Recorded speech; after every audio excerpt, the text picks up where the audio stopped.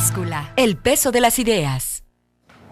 ¿Qué tal? ¿Cómo está? Muy buenas tardes. Les saludamos cordialmente. Muchas gracias por estar con nosotros en este jueves. Es jueves de Gobernanza en la Báscula con el doctor Pablo Arredondo, a quien saludo con mucho gusto. Pablo, muchas gracias por estar con nosotros y bienvenido como siempre. Gracias, Antonio, como siempre, por la invitación. Muchas gracias, Pablo. El jueves pasado, hace una semana concretamente, el presidente de la República anunció que presentaría, de hecho ya se hizo en el Senado de la República, una iniciativa de reforma en materia de la Ley General de Salud, pero también al Código Penal y de procedimientos penales del país, para que en primer término se permitiera la utilización de marihuana con fines terapéuticos, desde investigación hasta la utilización para la cura de algunos males, y también ampliar el gramaje, la posesión de la marihuana de 5 a 28 gramos para uso personal, y con base a eso también determinar cuál porcentaje de presos están en cárceles federales que hayan sido detenidos por posesiones mayores a 5 gramos, pero menores a 5 kilos, que es lo equiparable al narcotráfico, para que estas personas puedan salir libres precisamente. Esta fue la propuesta que hizo el presidente de la República el jueves pasado, hace una semana de esto. Y bueno, ha habido muchas opiniones, unas favorables, de hecho me parece que es favorable, pero falta todavía algunas cosas. El tema del mercado, por ejemplo, y sobre este tema vamos a platicar esta tarde aquí en La Báscula con el doctor Pablo Arredondo. Pablo, tema de gobernanza importante esta propuesta que hace el presidente Enrique Peña Nieto. Absolutamente. Bueno, tratándose de el problema no de la marihuana per se, sino el problema, digamos, que vincula a la producción y uso de ciertos productos con otros tipos de problemas que se han generado o que se han acrecentado en la sociedad en los últimos años, ¿no? Uno podría decir, la buena noticia es que finalmente, contra lo que el propio presidente había declarado hace no mucho, hay una rectificación. Y la rectificación es reconocer que el consumo de la marihuana, en este caso, no es simplemente un problema policíaco y nada tiene que ver, o tiene que ver solamente en parte con eso. Y que tratándose de una sustancia, llamémosle así, de alto consumo, no nada más en México, sino en el mundo entero, y viendo las tendencias globales en función de su legitimización o legalización en distintos escenarios, sobre todo en los escenarios del mundo desarrollado. Entonces, bueno, es una manera de replantear el problema, ¿no? Es decir, ¿qué hacer frente a esto? Yo creo que la buena noticia es que el presidente, el gobierno federal, encabezado por él, pues está diciendo, bueno, finalmente hay que reconocer que la marihuana puede ser un problema de salud pública, primero, puede tener beneficios en su utilización médica, científica, ¿sí? Y además ha generado una serie de problemas muy serios, como los que tú acabas de mencionar, el hecho de que haya una gran cantidad de mexicanos que están en las cárceles por haber sido encontrados en posesión de cantidades nimias, podríamos llamarle, ¿sí? Nimias de la marihuana.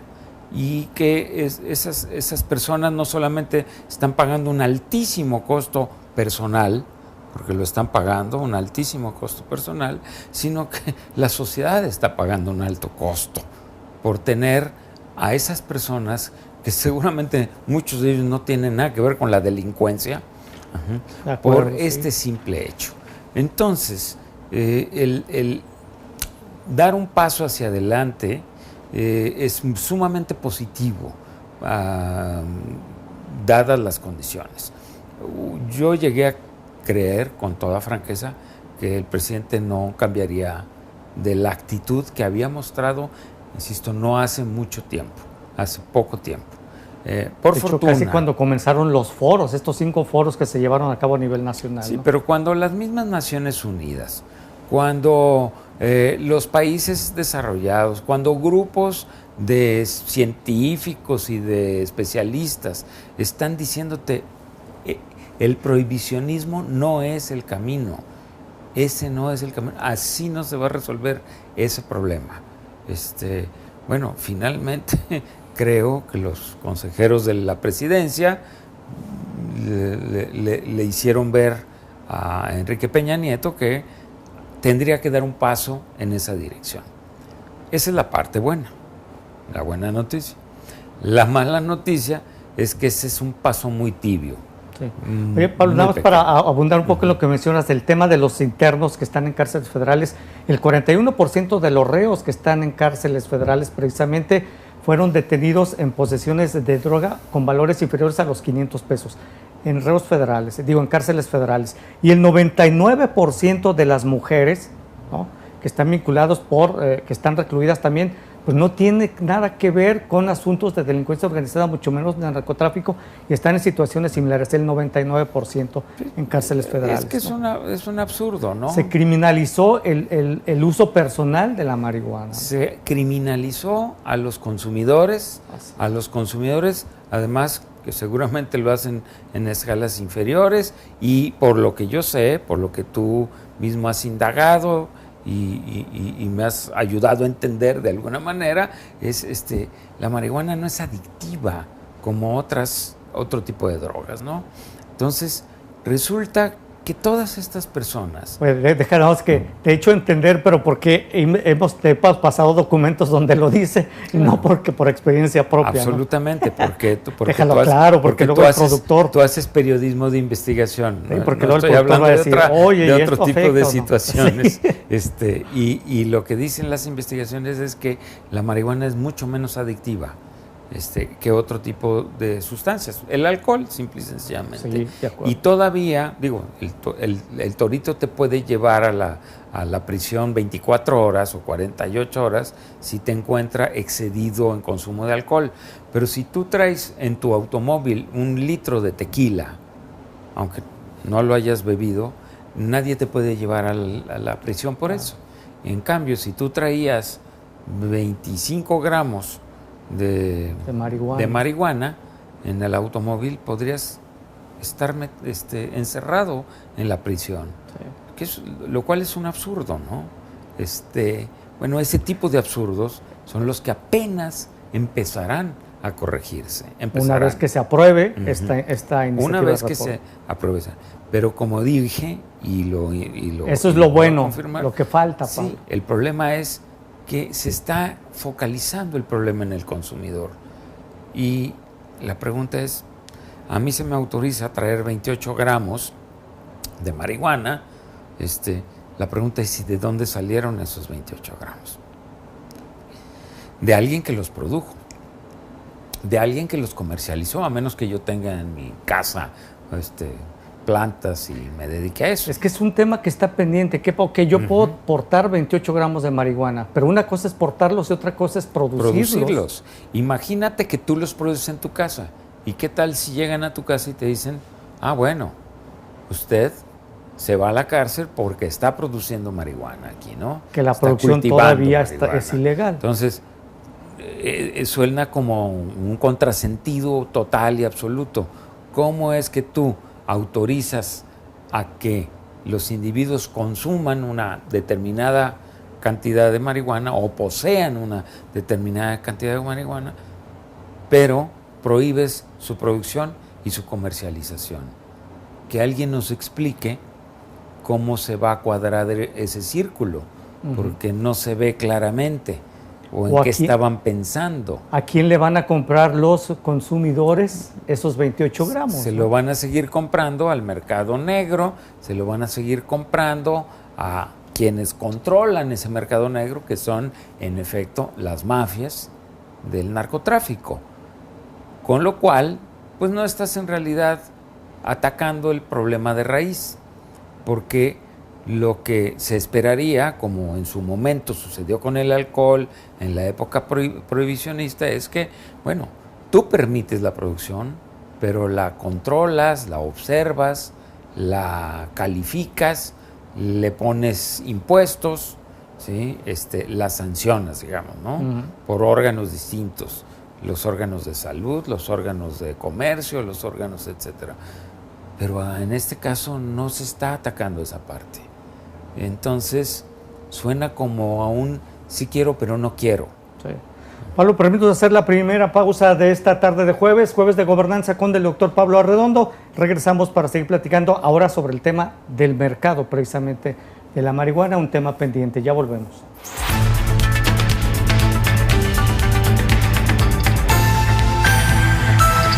La báscula, el peso de las ideas. Continuamos con el doctor Pablo Arredondo en la báscula jueves de gobernanza. Pablo, el tema del mercado es un tema que sigue pendiente y bueno, hay que recordar seguramente, y yo espero que así sea, y bueno, es una simplemente especulación de que una vez que se analice en el próximo periodo ordinario de sesiones, porque ya ayer, miércoles, los senadores, de hecho desde el martes dijeron que este tema no iba a salir en este periodo que termina este fin de semana, sino hasta el próximo, porque obviamente se requiere de un amplio debate y discusión.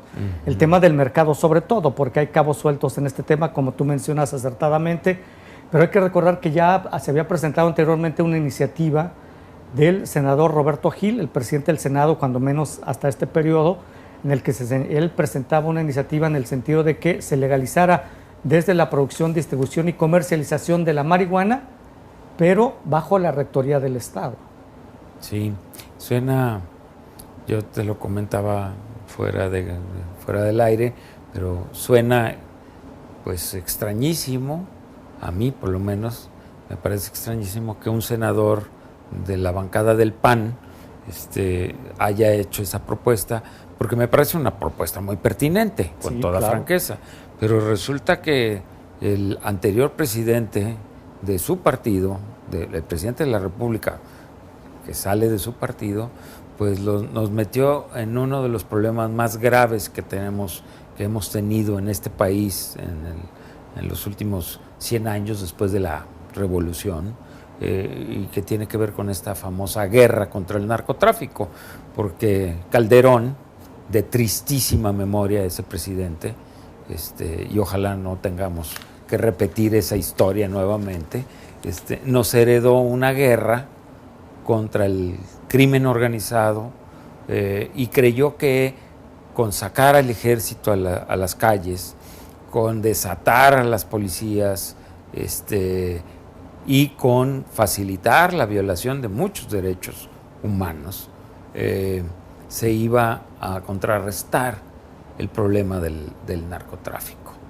Y pues ya estamos viendo los resultados de eso, las decenas de miles de personas desaparecidas, las miles de personas muertas en situaciones de violencia, etcétera, etcétera, y los cárteles del narcotráfico pues campeando por aquí y por allá.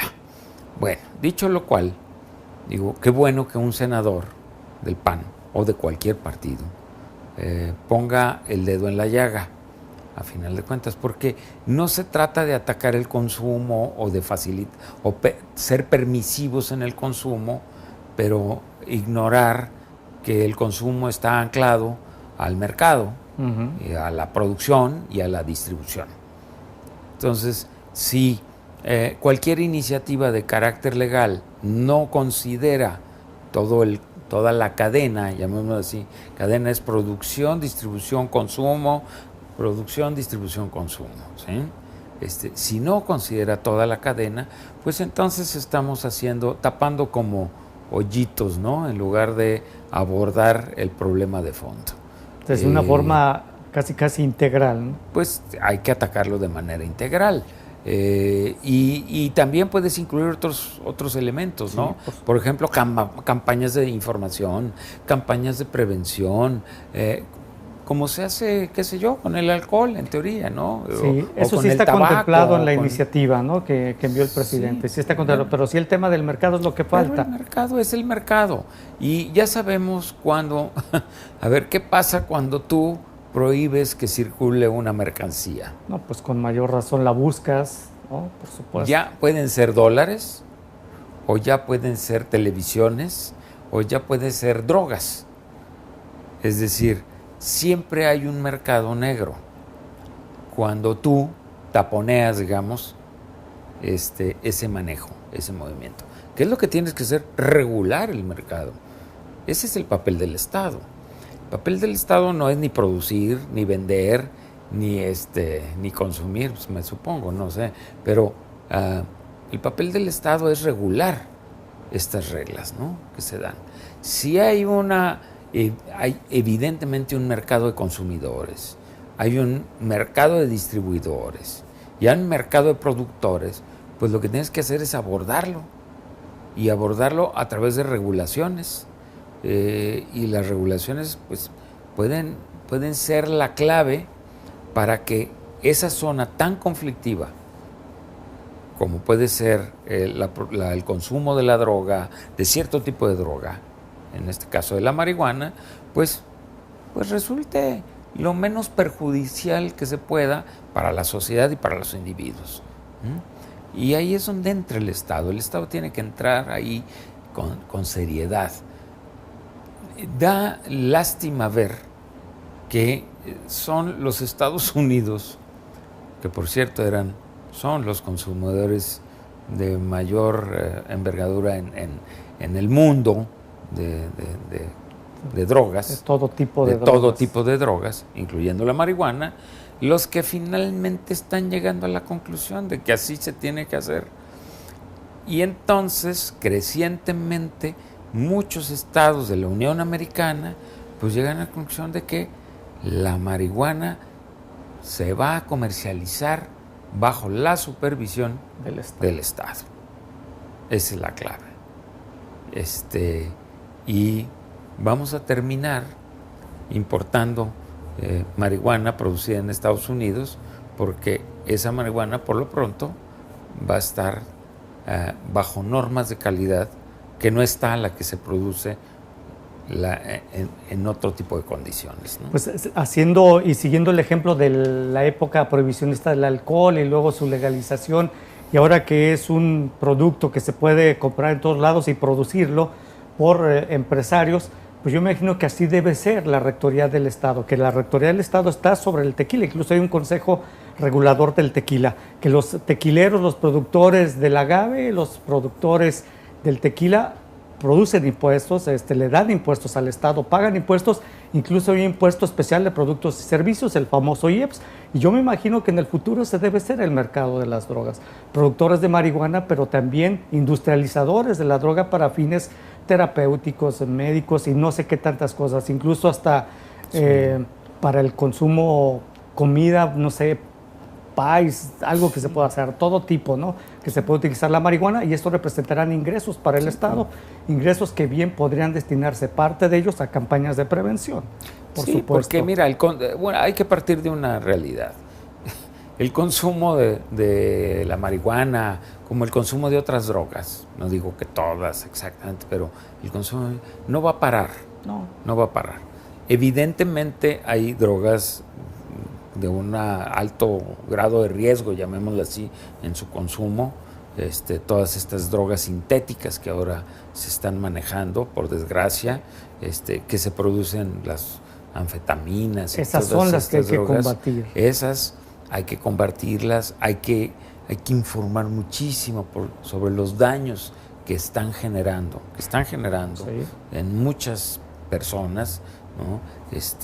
Pero por regresar al punto, es el consumo de drogas no se va a acabar, siempre habrá alguien que quiera, y siempre, por consecuencia, siempre habrá alguien que provea, que venda, ¿sí? Lo que hay que diferenciar es lo que es una droga de otra, ¿no? A ver, ¿qué ha pasado, por ejemplo, con el tabaco? Es una droga, nos guste o no, es una droga. Pero ¿qué ha pasado con el tabaco? Pues curiosamente se ha atacado muy fuertemente, pero por la vía de dar a conocer todos los daños que genera en el sujeto que consume el tabaco, ¿no? Entonces, eso ha sensibilizado a muchos segmentos de la población. Fumadores hay, y lo seguirá habiendo, pero hay mucha población que ha dejado de consumir tabaco precisamente por una convicción de que eso tarde o temprano le va a generar daños irreparables, o le puede generar daños irreparables.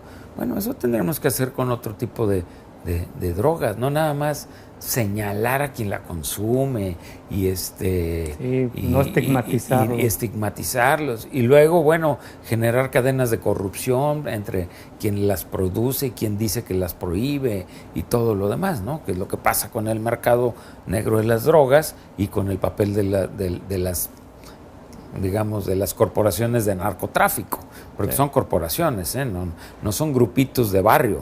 Sí. Entonces, de acuerdo en el futuro, pues quizá también en los procesos que se llevan a cabo de comercialización de la marihuana, quizá había que poner etiquetas como actualmente se hace en el tabaco, ¿no? Obviamente con información real de los daños que podría causar la marihuana y de esa manera del desalentar el consumo, como se hace actualmente con el tabaco, pero sí, todo bajo la rectoría del Estado, que sería lo que falta en este tema de la marihuana para cerrar esta iniciativa.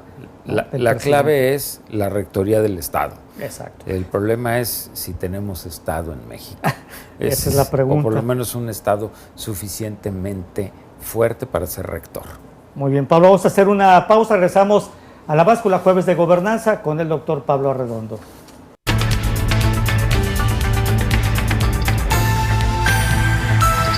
La Báscula, el peso de las ideas. Bueno, continuamos en este Jueves de Gobernanza en La Báscula con el doctor Pablo Arredondo. Cambiamos de tema y vamos a uno mucho más agradable, que es el tema de los libros. Pablo, el pasado fin de semana pues se conmemoró el Día Internacional del Libro, el 23 de abril, cuando falleció precisamente Cervantes, de 1616. A raíz de eso se decide que este día 23 de abril se conmemore el Día Internacional del Libro. Y bueno, a propósito de esta fecha, el INEGI dio a conocer algunas cifras interesantes, los resultados de una encuesta sobre lectura correspondiente al mes de febrero de este año, es decir, enero y febrero, y los datos del INEGI señalan que del grupo poblacional de 18 años y más, el 97% es alfabeta, el 80%, el 81% en términos generales, leyó en el último año por lo menos algún libro, revista, periódico, historieta, página de internet, blog. Pero en el tema de libros, el promedio de libros leído en el último año fue de 3.8 ejemplares, algo que me parece, pues es, creo yo, razonable, pero hay que incrementar los niveles de lectura. Pablo, ¿qué opinas de este tema? Me dices que estás como diciendo, no es... No. Debemos incrementar los niveles de lectura. Déjame empezar por lo primero, el Día Internacional del Libro. Me parece que es bien importante. Bueno, en este caso coincidió con el aniversario número 400 del fallecimiento de Miguel de Cervantes, de otros importantísimos literatos del mundo como Shakespeare y el Inca Garcilaso de la Vega, latinoamericano, por cierto. Bueno, déjame decirte que yo soy muy escéptico con las cifras del INEGI. El INEGI le tengo mucho respeto, con las encuestas relacionadas con el consumo de libros. Y te voy a decir por qué porque yo he hecho algunos estudios al respecto, sí, y siempre encuentro inconsistencias muy fuertes entre quienes declaran leer y quienes en realidad muestran consistencia sobre lo que en teoría han leído. Lo primero que me brinca tremendamente es que el promedio de lectura de los mexicanos sea casi de 4 libros al año. Por favor, Antonio, yo me desempeño en el ámbito universitario, un ámbito con altos niveles de desempeño en la lectura y todo lo demás. Y perdóname, aún ahí. ¿Ni los estudiantes? No, perdón que lo diga, y la población universitaria es una población todavía reducida proporcionalmente, es una élite, llamémosla así, contrastada con el resto de la población nacional. A mí me encantaría que que estemos que, a este que nivel. estemos a ese nivel, ¿no? Si tú me platicas de otras sociedades, yo lo creo, yo lo veo. Yo te voy a decir, yo hago un ejercicio muy asistemático, pero siempre hago un ejercicio cuando viajo. Y cuando viajo, ya sea en el país o fuera del país, procuro observar quién lleva un material de lectura en la mano. Simplemente. Un material, no dije un libro. Puede ser una revista, puede ser un periódico. Claro, como lo plantea aquí el INEGI, bueno, pues has leído anuncios espectaculares, pues sí, ¿verdad? Digo, aunque no quieras, ¿verdad? Ahí están. Pero simplemente ese ejercicio. ¿Quién carga? Súbete a un autobús, a una línea cualquiera de las que circula por la ciudad y observa a los pasajeros. Y observa quiénes de los que van sentados, porque muchos tienen que ir colgados desgraciadamente, pero quiénes de los que van sentados llevan un material de lectura. Aparte del celular, donde seguramente estarán leyendo las redes sociales, que son las redes de sus amigos en realidad. Y te darás cuenta que la proporción es muy baja. Vete a la playa un día y observa quién tiene un libro en la mano. Los extranjeros normalmente. Los extranjeros normalmente. Nosotros tenemos un aparato de música a todo volumen. Y unas cervezas al lado. Pero un libro, por favor. Súbete a un avión y haz el mismo ejercicio. Con esto voy a lo siguiente. Y esa es mi hipótesis y ojalá que el INEGI no se moleste y otras personas no se molesten. El libro nos queda claro a todos los mexicanos que es un producto muy importante. Muy importante. El libro es importante. El problema es realmente quién lee libros. ¿Quién lee libros? Y ahí es donde entras en las encuestas que en su momento yo coordiné y levantamos en Jalisco. Preguntábamos, ¿usted lee libros? Era más la proporción de personas que decían que leían libros que las que decían que leían periódicos y que las que decían que leían revistas. Fíjate. Había más gente que decía que leía libros que las que decía que leía diarios y revistas. Vale. El problema era cuando tú ya llegabas y preguntabas, ¿qué libros? ¿Qué libros? ¿Cuál fue el último libro que leyó? O, bueno, una altísima proporción. Yo sé que esta es una sociedad muy confesional. Una altísima proporción de personas te decían la Biblia. Entonces, sí, ya sabemos, la Biblia es el libro más vendido del mundo.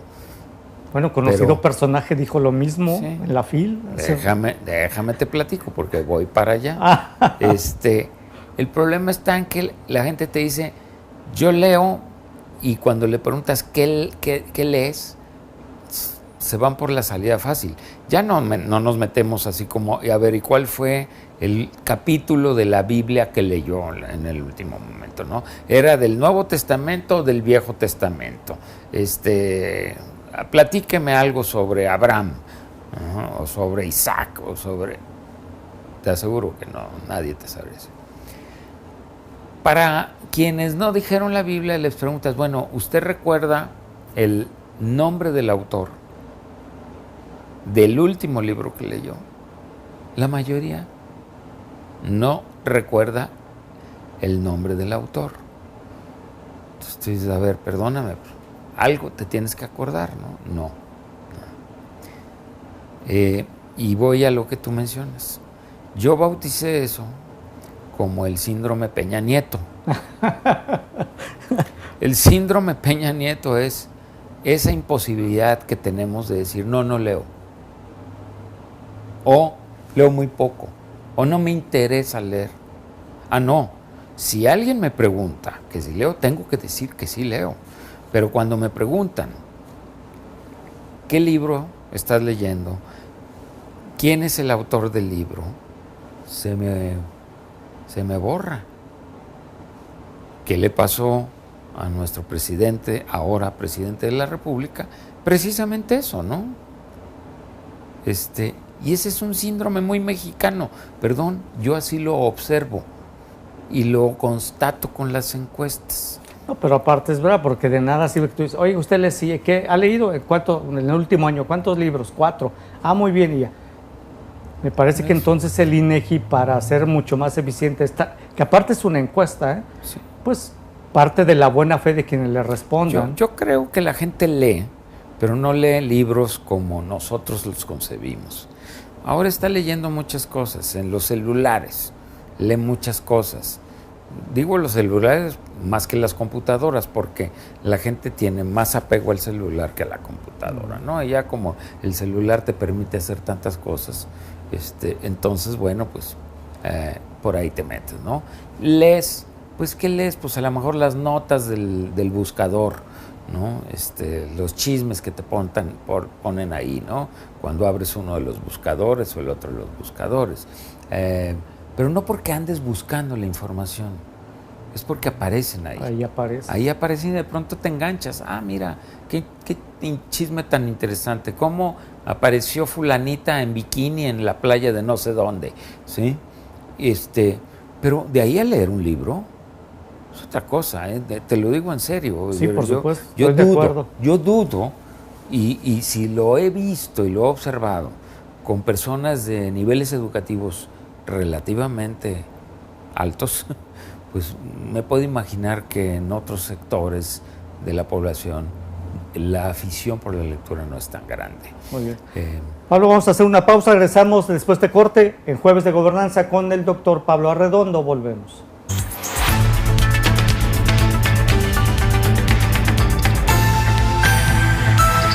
La báscula, el peso de las ideas. Continuamos en este Jueves de Gobernanza en La Báscula. El tema es el libro con el doctor Pablo Arredondo. Bueno, en este segmento nada más, también para redondear este tema de la lectura y con relación al Día Internacional del Libro y a esta encuesta del INEGI sobre niveles de lectura hasta febrero de este año 2016.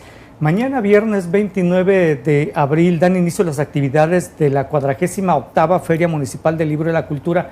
Es muy importante, es una feria muy interesante, es en los portales de Palacio Palacio Municipal de Guadalajara y el Andador Pedro Loza, esta 48ª, pues, Feria Municipal del Libro, Pablo, del Libro y la Cultura. Importante que la gente muy pues, importante, vaya, ¿no? Y si podemos llegar ahí después de cruzar las líneas bombardeadas de la ciudad que hay para llegar a nuestro querido centro histórico, hay que estar ahí. Y hay que aplaudir todas las iniciativas que se hacen para promover la lectura. Bueno, esta ciudad es testimonio de una gran paradoja. Sí, es una ciudad con un escaso número de librerías, un escaso número de lectores y la feria del libro más importante del mundo de habla hispana. La segunda más importante del mundo. Se supone la segunda más importante del mundo después de la feria de Frankfurt. Entonces, todas estas iniciativas son maravillosas, hay que sostenerlas, hay que aplaudirlas, hay que mantenerlas, hay que acercar a la gente al libro, y hay que fomentarlo. Yo soy de la idea que junto con estas iniciativas, la clave, como en muchas otras cosas, es el hogar en el que te formas. Porque si tú ves a tus padres leer, si tú ves libros en tu casa, si tus padres te leen cuando eres un niño, te acercan a la literatura de todos tipos, muy probablemente vas a ser un lector en el futuro, ¿no? Entonces, las ferias evidentemente son parte de este entorno, de este contexto que tenemos que estar generando continuamente para que la gente lea. Y leer no es leer por leer. La lectura es la posibilidad de descubrir muchísimos mundos, ¿no? Es un ejercicio de aprendizaje, de imaginación, de creación maravilloso. De razonamiento, es de entrar en contacto con, insisto, con ideas, con mundos, con personajes que vivieron, que ya ni existen. Fíjate, ahora que mencionabas el tema, Pablo, de la gente que sube a los aviones y trae un material. Hace poco tuve oportunidad de viajar a Monterrey y pues en el avión no vi gente que tuviera libros, pero sí vi varias personas que traían el famoso Kindle. Bueno, ahora es el libro electrónico. El libro electrónico. El libro electrónico. ¿Se puede ya considerar como lectura formal estos? Sí, definitivamente. ¿Sí? Siempre y cuando la lectura sea una lectura formal. Un libro, pero electrónico, ¿no? Es un libro electrónico. Por ejemplo, leer a Shakespeare en Kindle es una lectura, podemos considerarla formal. No así la que tú mencionabas a través de los celulares. Eso no es lectura formal. Es otro tipo de lectura, es funcional, yo le llamo así, ¿no? Si leer letreros en la calle, bueno, pues sí, estás leyendo algo, ¿no? Sí. Y estás ejercitando de alguna manera la lectura. Pero es muy distinto leer una buena novela o un buen libro de historia, ¿sí? Que leer los chismes de las revistas TV electrónicas novelas, ahora, o de TV y novelas, que por cierto, son las revistas que más se consumen en el país. Cuando uno habla de revistas, uno se imaginaría que son las revistas serias. No. TV y novelas, TV y notas, todas las que te remiten a la televisión son las que más se consumen. ¿Todavía está el famoso libro vaquero entre los primeros niveles? Sí y no, ya no le llega a TV y notas y TV y novelas. Es decir, esas son las revistas que se consumen.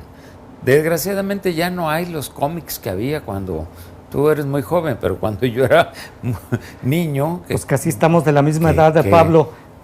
¿A cuáles te refieres? Porque yo debo confesar que yo aprendí a leer y me interesé por la lectura porque mi madre, que ya falleció, ella leía las famosas novelas de Yolanda Vargas Dulce, claro, que se distribuían semanalmente. Mira, finalmente yo por eso me aficioné a la lectura. Memín Pinguín, exacto, y era. Leíamos Rarotonga y leíamos Rarotonga, inolvidable. Junto con, es curioso, junto con los cómics mismos que venían anexados a alguos periódicos. Los periódicos dominicales, exactamente. Por supuesto. Bueno, es curioso, si tú tuviste la oportunidad de observar a Fernando del Paso en el premio que se le otorga el reconocimiento, el premio Cervantes, él comienza hablando, entre otras cosas, de cómo se inició en la lectura a través de los cómics. Entonces el cómic tenía esa función importante de acercarte a la lectura. Digo, te podías ir después más allá de eso, pero era una manera de introducirte a la lectura, al gusto por leer. Y eso era lo que hacíamos nosotros, ¿no? Ahora creo que ya no hay grandes cómics. Bueno, ahora los cómics están en la pantalla cinematográfica, sobre todo, los transformaron a eso, y los nuestros, los que se producían en México, de altísima calidad, La Familia Burrón, Memín Pinguín y otros tantos, desaparecieron prácticamente. Entonces leía que ya se va a llevar a la pantalla el tema de una película basada en los cuentos de Condorito, el cómics. Condorito, otro, ¿no? Sí, otro chileno, tengo entendido. Chileno, sí, también, sí. Pero bueno, de nuevo, producciones nuestras, latinoamericanas, ¿no? Así es. Eso creo que se ha perdido.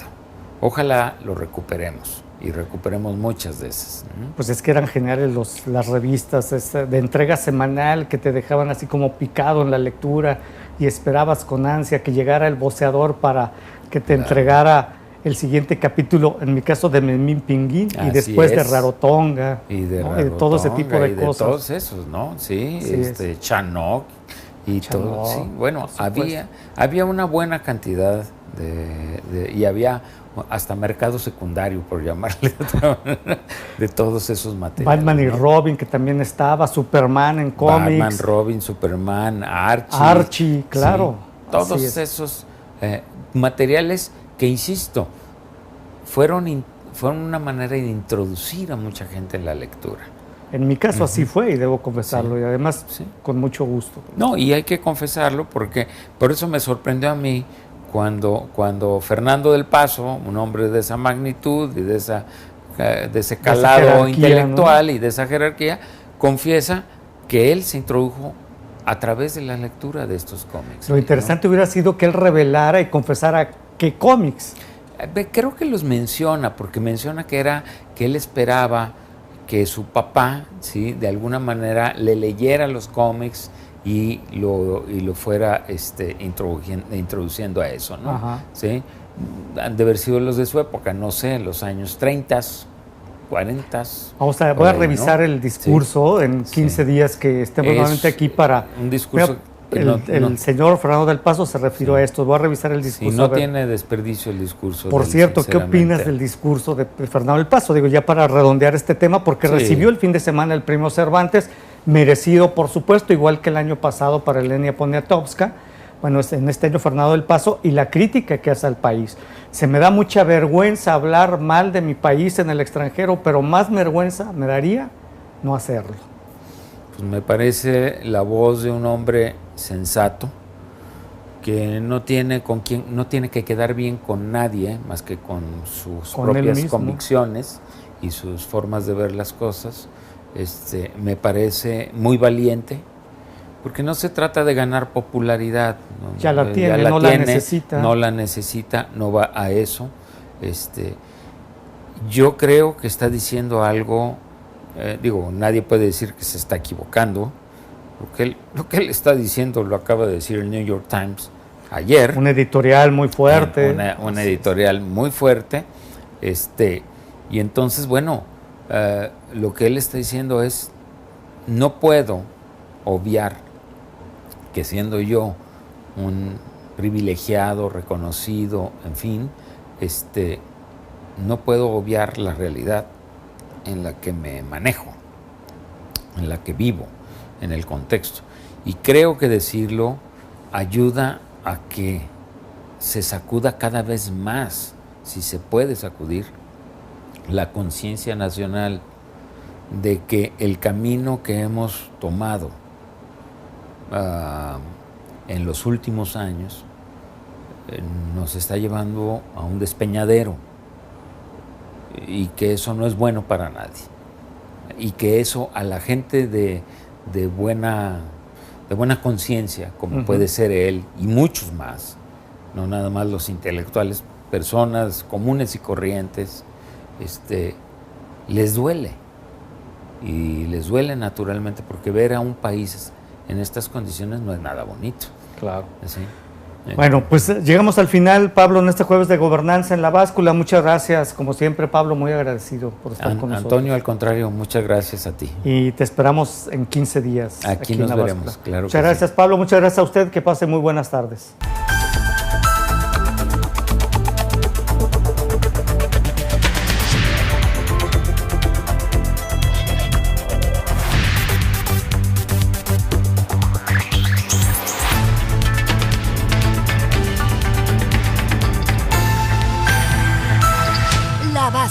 El peso de las ideas.